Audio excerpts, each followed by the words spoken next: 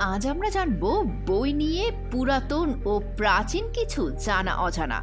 প্রাচীন মিশরে আলেকজান্দ্রিয়া বন্দর হয়ে যাওয়া প্রতিটি জাহাজের বই সেখানে রয়্যাল লাইব্রেরিতে জমা দিতে হতো। সেই বইগুলোর কপি করে লাইব্রেরি কর্তৃপক্ষ অরিজিনাল কপিটি রেখে দিত এবং কপি বইটি মালিককে ফেরত দেওয়া হতো।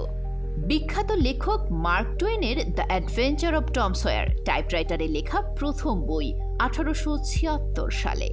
মিশরের সিনাই পর্বতের সেন্ট ক্যাথরিন মঠের লাইব্রেরিটি বর্তমান বিশ্বে চালু থাকা লাইব্রেরিগুলোর মধ্যে সবচেয়ে পুরনো। খ্রিস্টপূর্ব 565 অব্দে এটি প্রতিষ্ঠিত হয়। বার্ট্রান্ড চিয়ারো পর্তুগিজ এই বইয়ের দোকান বর্তমান বিশ্বে সব থেকে পুরনো, 1732 সাল থেকে চলছে।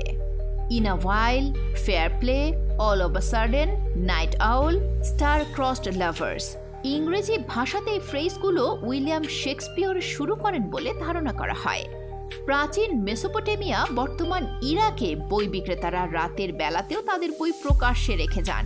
তারা মনে করেন পাঠক কখনো বই চুরি করে না, আর চোর বই পড়ে না। বর্তমান বিশ্বে আইসল্যান্ডের অধিবাসীরা সব থেকে বেশি বই পড়েন এবং সেখানে বড়দিনে বই উপহার হিসেবে আদান প্রদান করার প্রচলন রয়েছে।